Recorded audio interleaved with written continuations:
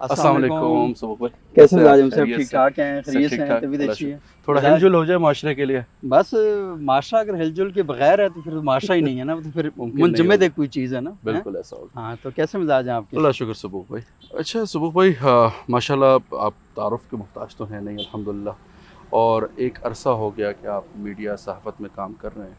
अच्छा, आप कहाँ देख रहे हैं जो एक फोर्थ पिलर है सोसाइटी का, और एक किसी भी स्टेट का फोर्थ पिलर होता है मीडिया, तो इस टाइम जो एथिकल चैलेंजेस दुनिया में बहुत सारे नोट कराए जाते हैं पाकिस्तान के, ठीक है, और ओवरऑल हम भी कुछ देखते हैं, एम्पिरिकल ऑब्जर्वेशंस होते हैं, तो उसमें आपका क्या कहना है, हम कहाँ खड़े हैं? बहुत शुक्रिया आपका। देखिए, ये बात बहुत इम्पॉर्टेंट है कि जमहूरी माशरों में आ, मीडिया को फोर्थ पिलर, रियासत का चौथा सतून कहा जाता है। चौथा सतून इस वजह से कहा जाता है कि इस सोसाइटी के अंदर जो लोग बसते हैं उनकी तरफ से जो फीडबैक आता है, उनके जो मसाइल होते हैं, तो उनको मीडिया हाईलाइट करता है। असल में मीडिया एक ब्रिज का रोल प्ले करता है। एक तरफ हुक्मरान खड़े हैं, रियासत खड़ी है, रियासत के इदारे खड़े हैं, दूसरी तरफ आवाम खड़ी है। तो ये असल में क्योंकि उनके प्रॉब्लम है, वो इधर इतना ज़्यादा नहीं आ सकते, ये इधर नहीं जा सकते, तो मीडिया एक पुल का किरदार अदा करता है कि यहाँ से ख़बर वहाँ पहुँचाता है, वहाँ से क्या हो रहा है इधर पहुँचाता है। तो ये असल में एक इसका ये रोल है। तो असल में इस वजह से ये fourth pillar of the state है। बाकी जो आपने सवाल किया कि जो मीडिया एथिक्स हैं, तो एक बात ये समझ लेनी चाहिए कि मीडिया असल में बड़ा रोल तो यही प्ले करता है कि वो पब्लिक इंटरेस्ट की जर्नलिज्म करे। लेकिन आपको पता है कि दुनिया में पब्लिक इंटरेस्ट से ज़्यादा पब्लिक को और मीडिया को प्रोपेगेंडे के लिए इस्तेमाल किया जाता है। आपने देखा होगा बड़ी बड़ी वॉर्स हुई हैं, थ्रू मीडिया उन्हें लड़ा गया। और ये जो बात कही जाती है कि अब जंगें, वो असल में पहले इंसान के दिमाग में, फिर मीडिया में, फिर ग्राउंड पर होती हैं। तो इस वजह से ये बात समझना बहुत ही इम्पोर्टेंट है कि हम जो जर्नलिज्म कर रहे हैं, ये फ़ार पब्लिक इंटरेस्ट है या ये फ़ार प्रोपेगेंडा है। और आपने देखा कि जो बड़ी आलमी ताकतें हैं वो क्या करती हैं, जैसे आपको इराक़ वार का पता होगा। इराक़ वार से पहले ये जो ख़बरें फैलाई गई थी कि केमिकल मवाद है, केमिकल वेपन्स हैं, और ये सारा कुछ किया गया। लेकिन फिर उसके बाद हमने देखा कि कुछ चीज़ें ऐसी बरामद ही नहीं हुई, लेकिन पूरा मुल्क तबाह बर्बाद करके रख दिया गया। सेम आप अफ़गानिस्तान के मामले में देखें तो किसी भी मुल्क के बारे में सबसे पहले, मतलब मुझे आपके आमाल में, मामलात में मुदाखलत करनी है, तो सबसे पहले मैं एक नैरेटिव बिल्ड करता हूँ। तो उस नैरेटिव बिल्डिंग के लिए मतलब इंसानी हुकूक के मैं नारे लगाऊँगा, मजहबी आज़ादियों के नारे लगाऊँगा। आपके मुल्क के अंदर सिस्टम ठीक नहीं उसके, तो उस मुल्क के अंदर एक बगावत पैदा करने की एक कोशिश सेंसिटाइज करके सिचुएशन को और फील कराना कि हम आपके दोस्त हैं, हम आपके दोस्त हैं, और आपके मुल्क के अंदर, और सोर्स मीडिया ही होगा। सोर्स वो बिल्कुल मीडिया को इस्तेमाल करके वो ये सारा कुछ करते हैं।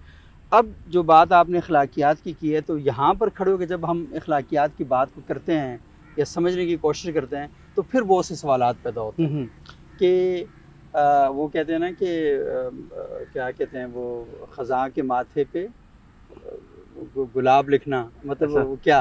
तो मतलब आप ख़ुद खड़े हैं एक ऐसी कंडीशन में कि जहाँ पर आपको पता है कि ये फसाद है, कीचड़ में खड़े होकर आप फूल उगाने की कोशिशें करते हैं, तो वहाँ पर सवालात ख़ुद पैदा होते हैं। लेकिन एक चीज़ ये है कि हमें जो हमारी दीनी तालीमात बताती हैं, या जैसे मैंने पहले आपसे कहा कि एक पब्लिक इंटरेस्ट जर्नलिज्म है कि लोगों के मसाइल हैं तो लोगों के मसाइल हल होने चाहिए और वो मुख्तदर हल्के तक बात पहुँचनी चाहिए। तो अखलाकियात तो ये हैं कि जो ख़बर भी मैं दूँ वो दुरुस्त होनी चाहिए, वो फैक्चुअली ठीक होनी चाहिए, उसका फैक्ट एंड फिगर दुरुस्त होना चाहिए। और हमें जर्नलिज्म में पढ़ाया जाता है ABC ऑफ द जर्नलिज्म ना। तो वो ABC क्या है, वो एक तरह से वो है ना कि किसी को उसकी ABC का भी नहीं पता, यानी उसकी बुनियादों का नहीं पता। तो जर्नलिज्म की ABC ये है कि 3 चीज़ें उसके अंदर होती हैं कि एक A फॉर एक्यूरेसी होती है, B फॉर बैलेंस होता है, और C फॉर करेक्ट। यानी जो ख़बर आप दे रहे हैं वो एक्यूरेट होनी चाहिए। ये नहीं होना चाहिए तकरीबन 20 अफराद हलाक, नहीं। अगर कंफर्म हैं आपको तो वो 20 जो हैं, तो 20 का आपको लिखना पड़ेगा कि इतने लोग जो हैं वो जान बहक हो चुके हैं। आप क्लेशे इस्तेमाल नहीं कर सकते, तुक्के पे इस्तेमाल नहीं कर सकते, ख़बर कंफर्म किए बगैर इस्तेमाल नहीं कर सकते। और समटाइम यही जो चीज़ होती है वो एक क्योस भी क्रिएट कर देती है। हाँ, उसकी वजह ये है कि हाँ, और कि आपके पास अगर चीज़ें इंफॉर्मेशन दुरुस्त नहीं है तो एनालिसिस भी दुरुस्त नहीं है। इंफॉर्मेशन अगर दुरुस्त नहीं है तो सोसाइटी में आप क्योस क्रिएट करते हैं। तो इसीलिए कहते हैं ना कि जो सच है ना, सच बज़ात ख़ुद अपने अंदर एक और लाज़मा और एक वजूद रखता है। वो क्या है? वो है ज़िम्मेदारी का, रिस्पॉन्सिबिलिटी का, कि सच हमेशा रिस्पॉन्सिबिलिटी के साथ होता है। और दूसरी बात ये है कि आप बैलेंस करते हैं। मिसाल के तौर पर आपके बारे में ख़बर दे रहा हूँ, तो मैं सबसे पहले आपसे पूछूंगा, या आपके ख़िलाफ़ कोई मुझे बात बता रहा है मैं उससे भी पूछूंगा, और आप दोनों का मौक़िफ़ बीच में शामिल करूंगा। और तीसरा ये है कि वो अगर कोई बंदा कहे जी कि इन्होंने करप्शन की है, तो मैं उससे पूछूंगा कहाँ करप्शन की है, कितनी करप्शन की है, सबूत उसके क्या हैं। तो वो जो करेक्ट है ना, वो सारा मुझे सारी चीज़ों को करना पड़ेगा। तो जर्नलिज्म असल में ये जो लोग कहते हैं ना फ्रीडम ऑफ स्पीच या freedom of expression, journalism freedom of speech का नाम नहीं है। जर्नलिज्म असल में इस बात का तकाजा करती है कि आप बहुत महदूद होंगे, बहुत क़ैद में रह के काम करेंगे। और वो महदूदियत और क़ैद असल में है क्या कि इंफॉर्मेशन 100% करेक्ट, तुक्का नहीं मारना। तो जो बंदा तुक्के मार रहा होता है ना, वो प्रोपेगेंडा जर्नलिज्म कर रहा होता है, वो खालिस जो जर्नलिज्म जिसे आप कहते हैं वो नहीं कर सकते। अच्छा, इस पर हम आम तौर पे तो माशरे के असरात देखते ही हैं, और अब जितने आप लोगों को हमारे देखेंगे चीज़ें हो रही होती हैं, और मीडिया की इंफॉर्मेशन की बेस पे जैसे मैं आपसे कई चीज़ें रिलेट कर सकता हूँ, अपने इर्द गिर्द होते हुए भी देखी हैं हमने। तो आपको क्या लगता है इसमें, हम देखें इंस्टीट्यूशंस तो इंस्टीट्यूशंस होते हैं, एक फ़र्द का जो किरदार है और जो एक कैरेक्टर है, वो कितना पिवट रोल प्ले करता है इस मीडिया के अंदर, और उसको आप किस नज़र में देखते हैं? अच्छा, ये देखें, एक बात तो ये है कि जो आपकी एक अखलाक़ी दायरा है, आप जब भी अपने अखलाक़ी दायरे के अंदर खड़े होते हैं तो हमें ये बताया, पढ़ाया, समझाया जाता है कि आपने जब भी बात करनी है तो बात इस तरीके से आपने करनी है कि वो जो नहीं है, वो जो छलनी का उसूल है। हाँ, हाँ, हाँ, वो जो सुक़रात के बारे में बड़ा मशहूर है कि उसके पास एक शख्स आया और उसने कहा कि आपके ख़िलाफ़ फ़लाँ चौक में शख्स बातें कर रहा है। तो उसने कहा कि 1 मिनट रुक जाओ, क्या वो जो बात कर रहा है तुम मानते हो कि 100% दुरुस्त है, सच है? तो उसने कहा ये तो मुझे कन्फर्म नहीं। उन्होंने कहा जो बात तुम मुझे बताने जा रहे हो उसका तुम्हें कोई फ़ायदा होगा? उसने कहा नहीं। उन्होंने कहा मुझे कोई फ़ायदा है? उन्होंने कहा नहीं। उन्होंने कहा फिर क्यों कर रहे हो? बिल्कुल। एक तो ये ना कि लोगों को इस बात का अंदाज़ा होना चाहिए, जो बात वो करने जा रहे हैं क्या उसमें उनका कोई तजर्बा है, कोई एक्सपीरियंस है। मैं अभी देख रहा था कि कोयटा में एक वाक़या पेश आया, तो कोयटा के जो कमिश्नर हैं उन्होंने उसके ऊपर ट्वीट की, तो उस पर हमारे कुछ दोस्त हैं तो वो उनको बता रहे हैं कि इन्वेस्टिगेशन कैसे होती है। उन्हें ख़ुद ये नहीं पता कि उनके अपने साथ जो कुछ वाक़यात हो चुके हैं वो उसके बारे में ठीक तरीके से नहीं जानते। तो मसला ये कि हमें ये आदत हो गई है कि हम गैर ज़िम्मेदारी का मुज़ाहरा करते हैं, जो चीज़ें हमें ना हमारा इलाका है ना हमें कन्फर्म है। सवाल उठाना चाहिए, लेकिन सवाल उठाने का मतलब सवाल पूछना है। अगले को ये नहीं बता सकते आप कि हाँ ये काम ऐसे करना है, क्योंकि वो काम का एक्सपर्ट है। अगर आप एक्सपर्ट हैं तो आप वहाँ जाके अप्लाई करें, वहाँ जाके वो काम खुद कर लें आप। तो ये असल में एक बड़ा प्रॉब्लम वो तो शायद हमारे ख्याल से माशरे की एक हमारी आदत ही बन गई ना कि फ़िज़िक्स का बंदा दीन पढ़ाएगा, ठीक है, मतलब अपनी फील्ड ऑफ एक्सपर्ट में उमूमी तौर पे। और जो इसमें नैरेटिव बिल्डिंग का है कि आपको पता, अब तो पहले ये था कि चलो कुछ इंस्टीट्यूशनल कंट्रोल था, कुछ चैनल्स थे जिनसे बात चलती थी। अब तो जिसे हम कभी पढ़ते थे कि there will be a time कि पब्लिक जर्नलिज्म हो जाएगा कोई, इसमें जो है वो अब वो फिल्टर भी आउट हो गया। सिटीजन जर्नलिज्म में उसमें हर चीज़ आप लेकर आ रहे हैं, और कोई ब्लॉक नहीं है, कोई स्पीड ब्रेकर नहीं है, कोई विंडो नहीं है, कोई डोर नहीं है। असल में मैं देखना, हम जब जर्नलिज्म, और ये सॉरी टू से एक इसके पीछे जो एलिमेंट बहुत ख़तरनाक फॉलोअर्स और सेल्फ प्रमोशन, वो जो क्लिक बहुत बन गया कि मतलब क्योंकि अब पता चल गया ना कि एक क्लिक मिल गया तो फॉलोअर्स मिल गए तो बस हम मशहूर। असल में हम हर वायरल वीडियो के कॉन्सेप्ट के तहत बनाते हैं।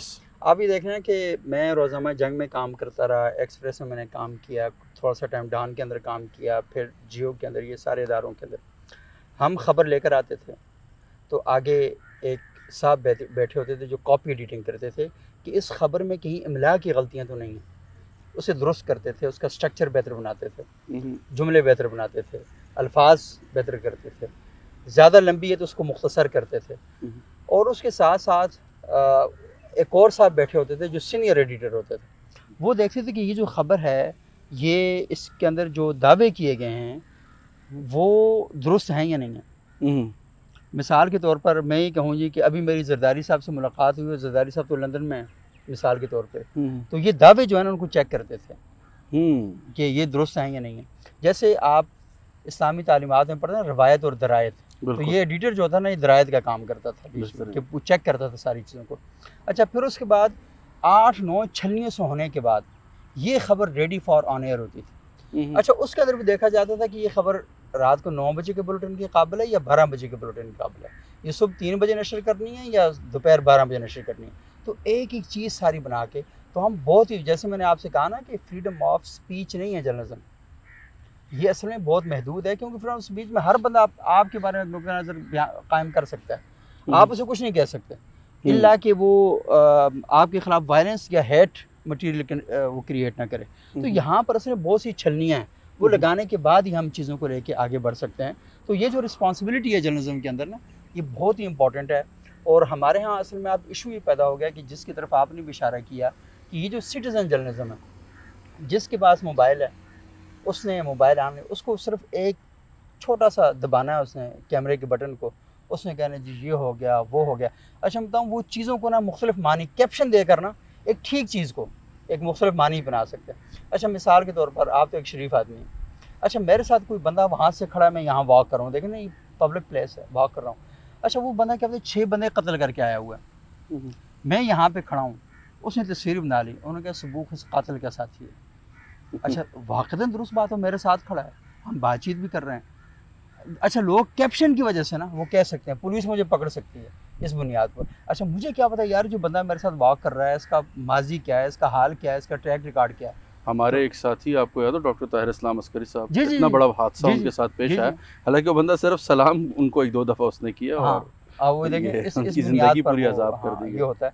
तो असल में ये चीज़ें बहुत ही हसास हैं कि आप जब कोई भी नुक्ता नज़र बयान करते हैं तो वो आपका राइट है, लेकिन उसके अंदर फैक्ट कितने हैं, उसके अंदर हक़ाइक़ कितने हैं, ये सारा बयान करना ये बहुत ही रिस्पॉन्सिबिलिटी का काम है। इसीलिए ना हम ये देखते हैं कि जो शख्स है जिसका जो जी चाहता है वो उठता है, लिखता है किसी के ख़िलाफ़, आप जिंदा लोगों के बारे में, आपके बारे में 50 लोगों ने क्या क्या आरा कायम कर दी होंगी, बिल्कुल अच्छा वो ऐसा। सोशल मीडिया पे लिख भी दी होंगी। मसला ये है कि हमें थोड़ा सा ये प्रॉब्लम भी रहता है कि सिस्टम जो है बहुत स्लो है हमारा, और ख़ुसूसन सिस्टम आम शहरी के हवाले से तो बहुत ही ज़्यादा स्लो है। यानी आपके ख़िलाफ़ किसी ने लिखा, आप साइबर क्राइम में जाएं, उस बंदे ने कुछ और कर दिया, वो आप उसको कंट्रोल नहीं कर पाएंगे।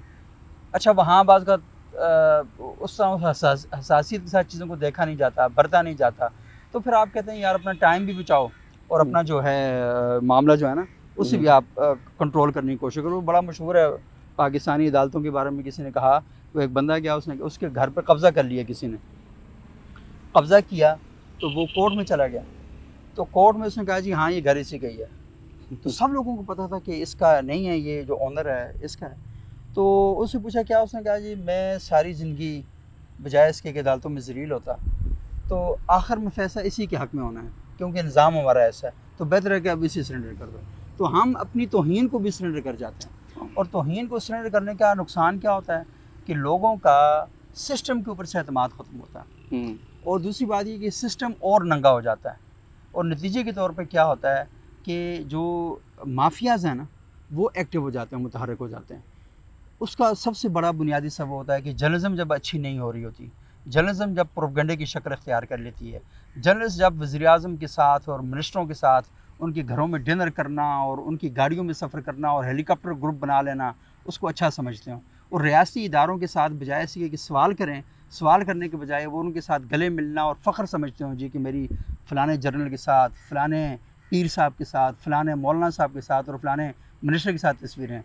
तो इसका मतलब है कि आप पब्लिक के लिए कुछ नहीं कर रहे, आप पीआर जर्नलिज्म कर रहे हैं। इसको पब्लिक रिलेशनिंग कहते हैं, इसको जर्नलिज्म नहीं कहते। और ये मेरे ख़्याल से इसमें जो है बाकायदा मैं ये समझता हूँ शरअ एतबार से भी कि ऐसा इंसान जो अपने मतलब पेशे के साथ मुखलिस ना हो, अपनी ज़ात के साथ भी मुखलिस ना हो। लेकिन जितना हम जैसा सुबह भाई मसाइल तो होंगे अच्छा इस टाइम, लेकिन आप देख रहे हैं एक 64% ऑफ यूथ पाकिस्तान की पॉपुलेशन का हिस्सा बन गई है। चेंजेस नज़र भी आते हैं कहीं ना कहीं, कुछ अच्छे हैं कुछ बुरे, लेकिन किसी न किसी शक्ल में नज़र आता है अब जवान आगे आ रहा है। तो आप इस इन्वायरमेंट में आप क्या कहेंगे कि क्या ऐसी वैल्यूज़ हैं, कुछ अगर हम कहेंगे गिनती की 3-4 चीज़ें ऐसी हों कि जो अभी आने वाले एक जर्नलिस्ट हैं या जो अभी भी ऑलरेडी लोग हैं वो अपना कैथारसिस कर लें या अपने रिवाइवल की एक रिफॉर्मेशन की स्टेज को मतलब एक शुरू कर सकते हैं, या उनके लिए वो ऐसा मैसेज बन जाए कि वो उस तरफ अपना सफ़र दोबारा जिसे कहते हैं हक़ की तरफ शुरू कर। तो क्या 3-4 ऐसी चीज़ें हो सकती हैं कि अगर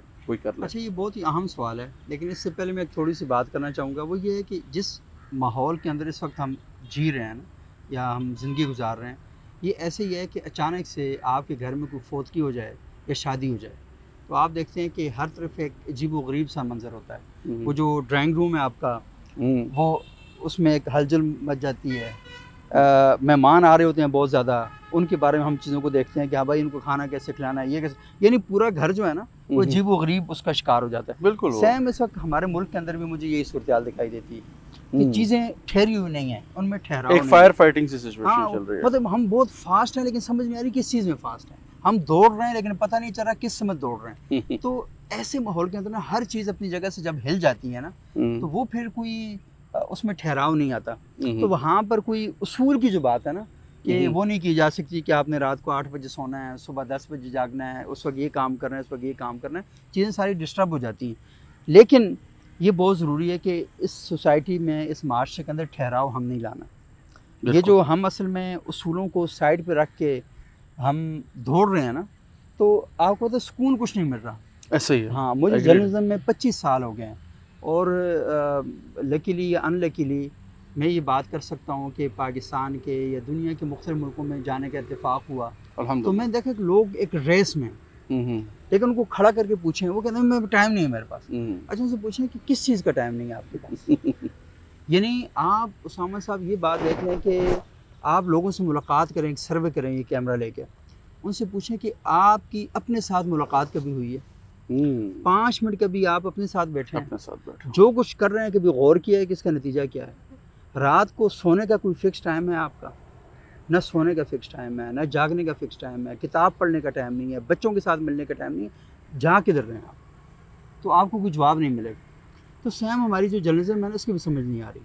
एक आएगा वो कहेगा कि भाई साहब मुझे पैसा चाहिए, आप वो चौंधी खबरें चलाएं, हेडलाइन ऐसी बनाएं कि लोग आपको देखना शुरू कर दें, क्योंकि लोग तमाशा पसंद करते हैं। तो जर्नलिज्म को भी तमाशा बना दिया, और तमाशाई जब आए तो उन्होंने मजहब को भी तमाशा बना दिया, यानी सियासत को भी पब्लिक का तमाशा बना माइंडसेट दिया। चेंज होना भी बड़ा ज़रूरी होगा। बहुत ज़रूरी है, क्योंकि देखें ना, वोट और रिमोट दोनों आपके हाथ में। अगर आप चाहते हैं कि टीवी के ऊपर कंटेंट सीरियस आए तो आप जिम्मेदार हैं, क्योंकि वो जो बेचने वाला है ना, वो तो ये देखता है कि भाई हाँ आप देखना क्या चाहते हैं। उसूल तो यही है ना, जो दिखती है वो बिकती है, मार्केट उस बुनियाद के ऊपर खड़ी हुई है ना सारी। एग्रीड। लेकिन मसला ये है कि मेरी भी कोई रिस्पॉन्सिबिलिटी है। अब मैं आपको सही वैसे पर्सनली अपना बताता हूँ, मैं पब्लिक इंटरेस्ट जर्नलिज्म बहुत शौक़ से करता हूँ। मैं आपको अपना यूट्यूब चैनल, अपना टिकटॉक अकाउंट, अपना फेसबुक अकाउंट, जब मैंने इंतहाई, मुझे बताएं कि जिस पे कंटेंट वायरल होता है ना, मुझे वो सारे तरीके आते हैं। मैं सिर्फ 2 मिनट यहाँ पर वीडियो बना के ना उस पर लाखों की रीच ले सकता हूँ। लेकिन मैंने हमेशा कोशिश की कि पब्लिक इंटरेस्ट जर्नलिज्म की जाए। मैं बताऊँ कि मेरे 100, 150, 200 ज़्यादा व्यूज़ नहीं आते। क्यों? जिन लोगों का मसला है वो अपना मसला ही नहीं बताना चाहते। ये मसीहाओं की कातिल कौम है, ये उन लोगों को सबसे पहले हमला करती है जो इनके लिए अच्छा सोचते हैं। अच्छा, इसमें एक और भी होती है कलेक्टिव सोचनी ना। जैसे मेरे साथ हादसा हुआ, जब मैं आया बाहर से, मैंने देखा एक दफ़ा इलाके की बिजली चली गई। अच्छा, मेरे घर भी यूपीएस लगा हुआ है, बट अनफॉर्चुनेटली 2 घंटे हो गए। मैंने अपने नेबर्स को बुलाया, वो किया, तो शायद गली में मुश्किल से 3 लोग निकले। बाकी सब कहे जी वो क्या यूपीएस लगा है जी, आप भी जाएँ आराम करें इस गर्मी में।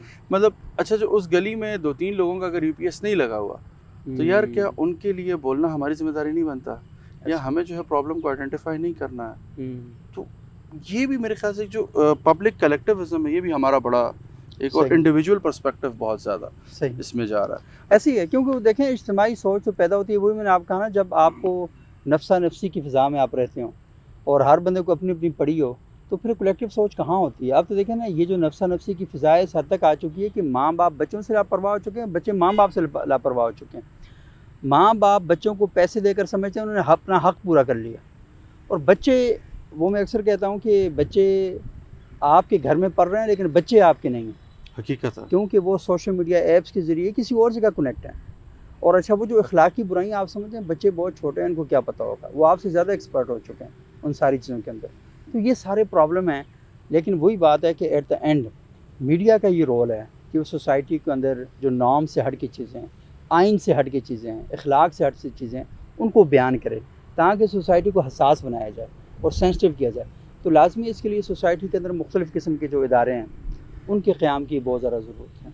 हुकूमत की सतह पर भी इदारे कायम हो रहे हैं और पब्लिक सेक्टर के अंदर भी वो इदारे कायम हो रहे हैं। हमारे तालीमी इदारे, हमारे मदारस हैं, हमारी NGOs हैं, फ़लाह का काम कर रही हैं, मेडिकल का काम कर रही हैं, मतलब ये सारे इदारे हैं और बहुत ही ज़बरदस्त किस्म का रोल जो है वो प्ले कर रहे हैं। सबूक भाई, यही मौका जानते हुए, जैसे आपको पता है सीरत इंटरनेशनल के साथ आप उनके पैट्रन्स में से भी हैं हमारे, और आपसे हम सीख भी रहे हैं नहीं, और काफ़ी कुछ आप बहुत ज़बरदस्त काम कर रहे हैं माशाल्लाह। हाँ। सबूक भाई, इस हवाले से कि आप सीरत इंटरनेशनल को कैसे देखते हैं, अगर आप कुछ स्टेप्स कहें कि हम, क्योंकि आपको पता है हमारा एक कैंपेन अपने काम को इबादत बनाए, इस तरह से हम कॉर्पोरेट में भी जा रहे हैं, पेरेंट्स के साथ भी इंटरेक्ट करें, स्टूडेंट्स के साथ, तो हम जो ये मीडिया पर्सनस हैं, ये जर्नलिस्ट हैं, क्योंकि आपने बात की ना कि मेरे दादाजान रहमतुल्लाह फरमाया करते थे, यार कीचड़ के ना अगर साथ से गुजर जाओ कीचड़ उधर ही रहेगा, कीचड़ में उतर के कीचड़ साफ़ करते हैं तो कीचड़, तो अगर वो साफ़ करने का काम हम करें तो आप हमें क्या मशवरा दें, कहाँ से और कहाँ से हमें इब्तिदा करनी चाहिए? अच्छा, ये तो बहुत ही अहम सवाल है। लाजमी जब भी लोग चाहते हैं ना कि चीज़ों को बेहतर बनाएं तो कहीं से आगाज़ करते हैं।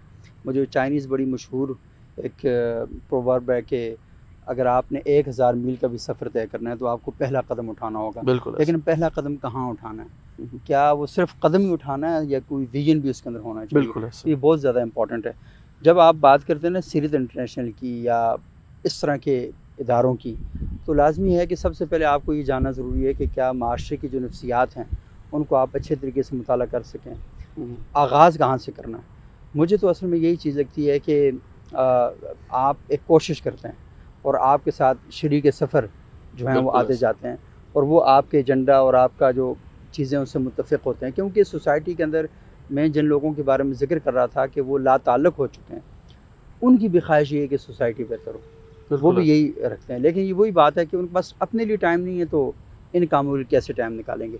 उनके लिए बड़ी ज़बरदस्त अपॉर्चुनिटी है कि अगर वो बहुत ज़्यादा मसरूफ़ हैं तो कम से कम सीरत इंटरनेशनल जैसे इदारों को सपोर्ट कर सकते हैं, उनके दस्तो बाजू बन सकते हैं, उनके साथ मावनत कर सकते हैं। और ये जो काम है, मैं तो बुनियादी तौर पर ये समझता हूँ कि इस सोसाइटी में एक मैसेज आजकल देने की ज़रूरत है। यार रुक जाएँ, थोड़ी देर स्लो हो जाएँ और ज़रा चेहरों पर मुस्कुराहट लेकर आएँ। ये जो माथा है इसको थोड़ा सा कुशादा करें। तो खूबसूरत बात की, थोड़ी देर बैठ के ऐसे माहौल में आके अपने आप से मुलाकात करें, अपने से मुलाकात करें, अपने बच्चों को और दूसरी बात है प्रायोरिटी तरजीहात का तयन करें कि आपकी ज़िंदगी की सबसे अहम तरीन चीज़ क्या है। अच्छा, मैंने जब ये सोचा ना, मैंने बड़ा गौर किया, मैंने कहा मेरी जॉब मेरी फ़र्स्ट प्रायोरिटी होनी चाहिए। फिर मैंने कहा नहीं यार, जॉब में कब तक करूँगा। फिर मैंने सोचा नहीं, मुझे जो लिखना पढ़ना है बहुत, मुझे एट द एंड लगा कि मेरी सेहत जो है ना वो मेरी सबसे टॉप प्रायोरिटी होनी चाहिए, और सेहत के बाद मेरी ज़हनी सेहत सबसे टॉप प्रायोरिटी होनी चाहिए। बेहतरीन। तो जब मेरा जहन सलीकामंद होगा, साफ़ और शफाफ होगा, तो इसमें से जो चीज़ें निकलेंगी ना वो भी माशरे को फ़ायदा देंगी। तो मेरा कूल एंड काम होना इंतहाई ज़रूरी है।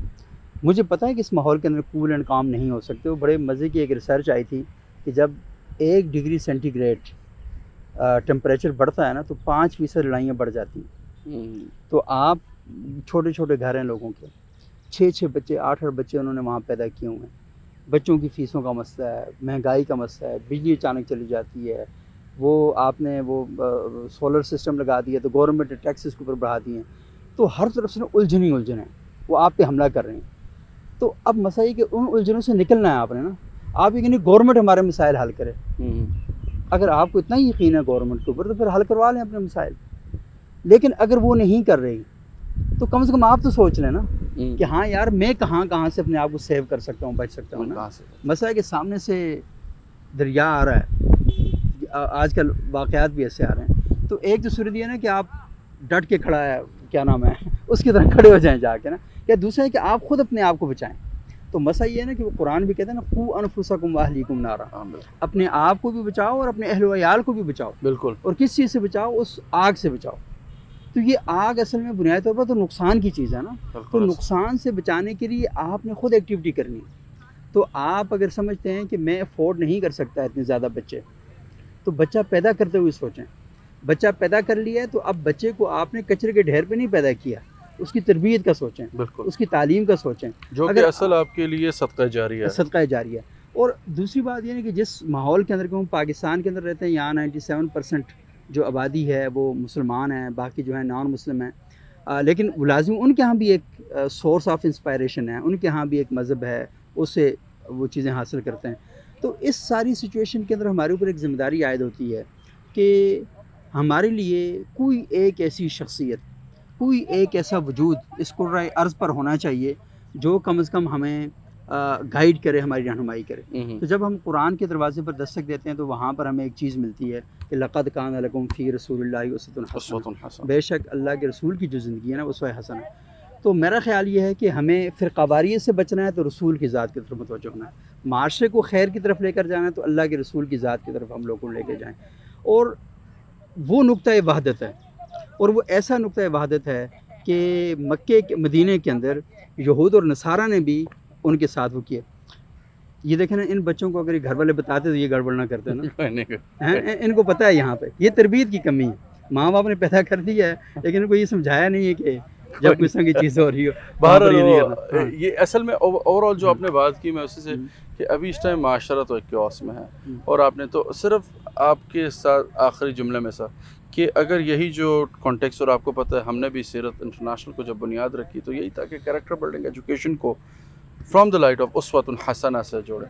तो अगर हम यही पैटर्न मीडिया हाउसेस और उन तक लेके चलें, आपको लगता है वेलकमिंग होगा हमारे लिए ये सारा? अच्छा, दो चीज़ें हैं। एक तो ये कि उन्हें वेलकम करना पड़ेगा, उसकी वजह यह है कि इसके बगैर सोसाइटी का कोई चारा नहीं है। अच्छा, वो भी चाहते हैं कि कुछ चीज़ें इम्प्रूव हों, कुछ चीज़ें बेहतर हों। मैंने न्यूज़ रूम में, अखबार का न्यूज़ रूम, टीवी का न्यूज़ रूम, बड़ा अरसा उसमें काम किया, चीज़ों को देखा, लेकिन मुझे लगता है कि वहाँ पर भी ना सुबह एक बंदा आता है और उसे पता नहीं होता, हाँ वो मशीन की तरह काम करता है, और मशीन भी ना कोई रेगुलर काम करती है, उसको पता ही नहीं होता कि होना क्या है। वो सोसाइटी के अंदर इंतशार फैला रहा है। मैं पहले ये समझता था कि हर किस्म की खबर दे देनी चाहिए, हर किस्म की बात जो है होनी चाहिए। मुझे लगता है कि ये कोई इसका हल नहीं है। आपको टारगेटेड ऑपरेशन करना पड़ेगा, आपको ये बताना पड़ेगा कि हाँ भाई चीज़ें जो है उनको कैसे इम्प्रूव किया जा सकता है, बेहतर किया जा सकता है। आप थोड़ा सा ये देखें ना कि जिस सोसाइटी में हम बसते हैं यहाँ सुबह शाम लोग हारन बजाएंगे। मैं कई मुल्कों में जाके रहा, पूरा महीना गुजर गया, मैंने हारन की आवाज़ नहीं सुनी। अच्छा, मैं वापस आया तो मैंने ये प्रैक्टिस शुरू कर दी कि मैंने हारन नहीं बजाना। अगर बजाता भी हूँ इंतहाई ज़रूरत में, बहुत छोटा सा, ताकि पता चले। आप इसको अल्लाह के रसूल की सीरत से जाकर मिलाएं। ये रसूलुल्लाह कहते हैं कि कुरान ऊँची बात से ना पढ़ो अगर कोई सो रहा हो तो। यानी कुरान जैसी मुक़द्दस किताब को रोक दिया गया कि आपकी प्रॉब्लम न करे। दरवाजे पे दस्तक देने के बारे में बताया कि 3 दफ़ा अगर कोई बंदा दरवाज़ा नहीं खोलता तो आप वहाँ से चले जाएं। लेकिन हमारे यहाँ लोग घंटी बजाते हैं, घंटी बजाते, उसको जला के जब तक नहीं छोड़ते ना तब तक नहीं जाते। माँ बाप ने बच्चे पैदा कर लिए, में अपने घर से घंटी इस वजह से उखाड़ दी पूरा दिन। हाँ यही है। अच्छा नहीं, हमारे यहाँ माँ बाप ने बच्चों की तरबियत क्या की, वो शरारतन बेल बजा के चले जाते। मतलब जिस सोसाइटी के अंदर ये हो, शरारत में हम भी इन्वॉल्व रहे, लेकिन अल्लाह नहीं, माफ करे। नहीं मसला हमारे माँ बाप ने तरबियत नहीं की, वो हम रहे ऐसे ही, यही बात है। सही है। तो असल बुनियादी बात ये ना कि असल में हमने मजाक को कभी गलत समझा भी ना। हम कहते हैं ना जो हम ये कर रहे हैं चाहे मजाक है, दूसरे की तकलीफ और उसका ख्याल उम्मी नहीं, हम लोग को बंदा गिर जाए तो हम लोग क्या क्या लगाते हैं, बिल्कुल ऐसा। मतलब ये सूरत हाल हमने बनाई है, और अब कैमरा भी साथ निकाल लेते हैं। तो ये जो सारी चीज़ें इनको मीडिया के जरिए, और मेंबर व मेहराब वो भी मीडिया के जरिए, बिल्कुल वहाँ से लोगों तक ये बात पहुँचानी चाहिए और लोगों तक ये बात करनी चाहिए कि इस माशरे को आखिर किसी दिन तो आपने ठीक करना है, खुद भी तो आपने किसी दिन ठीक होना है ना। तो क्या ये ज़रूरी है कि जब आप उम्र के इस हिस्से में चले जाएं कि जहाँ पर आप किसी काम के न रहें और उस वक्त आप चाहें कि चीज़ों को ठीक करना है, ठीक की बुनियाद अभी से रख दें, आप इंतज़ार किस बात का? तो भाई एक एट लास्ट होपफुल मैसेज जहाँ आपको लगता हो अच्छा यार टाइम इज़ कमिंग, के आप होप तो रखते होंगे कि एक मतलब मुझे यकीन है आप तो यकीन रखते होंगे कि इंशाल्लाह माशरा ठीक तो हो सकता है। नहीं, क्यों नहीं हो सकता? अच्छा देखें, एक तो ये ना क्योंकि हमारे यहाँ इस तरह से बात की जाती है जब आप किसी से बात करें और ऐ नहीं ठीक होना, नहीं ये बात तो गलत है। और इस मुल्क को छोड़ना, हमारा डियास्पोरा डे बाय डे बाहर जाके, सर वो जो बाहर जाके जो आपने रोमांस क्रिएट किया हुआ है ना वो भी इंतहाई फजूल है। ऐसा ही है वो मैं देखता हूँ जो पाकिस्तानी किस तरीके से वहाँ पे ज़िंदगी गुजारते हैं। देखें ना, 4-6 पैसे ज़्यादा कमा लेने का नाम ज़िंदगी में सुकून हासिल करना नहीं है। ऐसा ही है। अच्छा, वो जो अपना गिल्ट है ना, वो अपना गिल्ट आगे छुपा रहे होते हैं, और जितनी परेशानियाँ टेंशन है वो मुझे बताते हैं ना, मतलब उनको देख के हम हैरान जो एक रियलिस्टिक आदमी है वो सोसाइटी के साथ रिलेट ही नहीं। वो जो आपने कहा जो एक मशीन आदमी है वो डेफिनेटली सोसाइटी में फिट है ना। देखें वो देखें ना, हम 2 लोग हैं ना, अमूमन ये बात की जाती है, बड़ी किताबी सी बात है कि बस एक बंदा ठीक हो जाए सारी दुनिया, ऐसा नहीं होता। आपको चीज़ों को ठीक करने के लिए एक निसाब मरतब करना होता है। टीचर्स की ट्रेनिंग करें, मेंबर व मेहराब की ट्रेनिंग करें, उलमा की ट्रेनिंग होनी चाहिए। फिर ये जो फ़िरक़ा वाराना दुकानें बनाई हुई हैं उनका बंद होना बहुत ज़रूरी है। अच्छा, फिर ये जो कौम परस्ती और ज़बान परस्ती और सुबाइयत परस्ती, मैं इसको शायद से फिरका परस्ती से भी आगे बढ़ती जा नहीं, रही वो है, ऐसी है, सॉरी ऐसी टू है, से, हाँ। क्योंकि ये यूथ के अंदर प्रिवेल कर रही है ये चीज़। हाँ, ये नौजवानों को तबाह करेगी। तो नौजवानों को बताएं कि देखें ना मुफ्ती साहब, ये यहाँ से ना एक बंदा अभी आपके सामने से आए, उसने अच्छे कपड़े पहने, अच्छी खुशबू लगाई हो, मुस्कुराता हुआ चेहरा हो, आपका जी नहीं चाहेगा उससे मिलने का? बेशक, क्यों तो नहीं। सोसाइटी में वो चेहरे क्यों हम नहीं बनाते? असल चीज़ ये। अच्छा, मैं तो कहता हूँ कि उलमा को और टीचर्स को ऐसा ही होना चाहिए, और लीडर को भी ऐसे ही होना चाहिए, क्योंकि उनकी रिस्पॉन्सिबिलिटी, लोग उनको फॉलो करते हैं। बिल्कुल ऐसा। स्टूडेंट अपने देखें ना, अपने वालिद से ज़्यादा अपने टीचर के साथ अटैच होता है। हमारे यहाँ जो मुरीद हैं वो अपने पीर के साथ ज़्यादा अटैच होते हैं। ऐसे ही है। तो ये सारे असल में जो इदारे हैं बुनियादी तौर पर तो ये इंसान की ही बेहतरी के इदारे हैं। बिल्कुल ऐसा। मैं कोई मायूसी का इजहार नहीं करता, मैं सिर्फ अभी तक जो आपके सामने बयान कर रहा था वो खामियां जो हैं वो हैं ऐसी बिल्कुल सोसाइटी में। ऐसा। लेकिन उन खामियों को ठीक करना आखिर हमने ही करना है। बिल्कुल अब पैगंबर नहीं, हम ही आएंगे, बिल्कुल अब ऐसा। किसी नबी ने नहीं आना, बेशक। हम नहीं आना है। तो इसलिए वो कहते हैं ना कि वो बड़ा मशहूर था और कि हमारी ड्यूटी में लगा के हाँ। उखरिजत लिन्नास तअमुरुना बिल मारूफ व बिल्कुल। तनहौना अनिल ऐसे ही मुनकर, एज अ वो ड्यूटी। बिल्कुल। वो एक बड़ा मशहूर शेर मैं आपको सुना के ख़त्म करता हूँ। उसमें था ना कि मुझे अब भूल भी जाता है, हाफ़िज़े का भी बड़ा प्रॉब्लम हो गया है। वो था ना कि सहने हरम कभी तू पुकार तो सही, अब अबाबिलों का लश्कर नहीं आने वाला ना। तो अब असल में अबाबिलों का कोई लश्कर नहीं आना। बिल्कुल। अब दीन मुकम्मल हो गया, नेमतें तमाम हो गई, कायनात सारी जो है ना उसमें आप लोगों ने जो कुछ करना है, इसको बिगाड़ना है तो आपने, ठीक करना है तो आपने। और कुरान दोनों सूरतें बताता है, ये भी बताता है कि ज़ाहरल फ़सादु फ़िल बर्रि वल बहर बिमा कसबत अयदीन्नास, ये खुशकी और तरी के सबसे बड़े फसादी आप हैं। बिल्कुल ऐसा। वही कहता जो है बर्पा होगा आपसे। और अगर उसने बचाना है तो वही क़ू अनफुसकुम व अहलीकुम नारा। हाँ, इन्ना अपने अल्लाह आप को ला बचाओ। युग़य्यिरु मा बिक़ौमिन हत्ता युग़य्यिरु हाँ, मा बिल्कुल। बिअन्फुसिहिम। तो तो सुबह भाई बहुत अच्छा लगा आपसे बात बहुत करके, शुक्रिया और आपका, ये थैंक हमारे यू एक वेरी मच। सिलसिले का की एक शुरुआत थी, और हमने कहा कि अपने काम को और स्ट्रेंथ शायद रिसर्च का इससे बेहतरीन और कोई अच्छा मोड हो नहीं सकता हाँ, आजकल। बात असल में करनी चाहिए, और बात करते हुए ये और नहीं सोचना चाहिए कि कोई तयशुदा टॉपिक हो। आप जिस तरह ड्राइंग रूम में बैठ के गुफ्तगू करते हैं इसी तरह बात करें। मेरी कई बातें लोगों को बुरी भी लग सकती हैं, कुछ बातें अच्छी भी लग सकती हैं, बुरी पर और हम मेरे ख्याल माज़रत से करते हमारा हैं। इतना ज़र्फ होना चाहिए कि हम वो हाँ। अच्छा ले लें। हाँ, और मेरे ख्याल से मुसलमान का वो काम ये क्या, वो होता है, खुज़ मा सफ़ा व दामा कर। बिल्कुल, हाँ। और जो आपको अच्छा लगे वो आप उठाएं, और जो हाँ। आपको बुरा लगे उसे छोड़ दें। हाँ, तो बिल्कुल यही यही है। लेकिन असल में दुख है, वो तो आपको है। भी है, वो सब लोगों को है। मैंने कहा जो देखने वाले हैं ना उनको भी यही इसी है। दर्द को लेके सीरत हाँ। इंटरनेशनल की हमने बुनियाद बिल्कुल, रखी और बिल्कुल। कहा कि यार कुछ करना है। सबूक भाई, ये बहुत शुक्रिया। हिलजुल का सफ़र आपके साथ जारी रहेगा, और इंशाल्लाह उम्मीद है आगे भी फिर आपके साथ मुलाकात। मुलाकात बहुत होगी। शुक्रिया, बहुत अस्सलाम शुक्रिया। वालेकुम। अस्सलाम वालेकुम।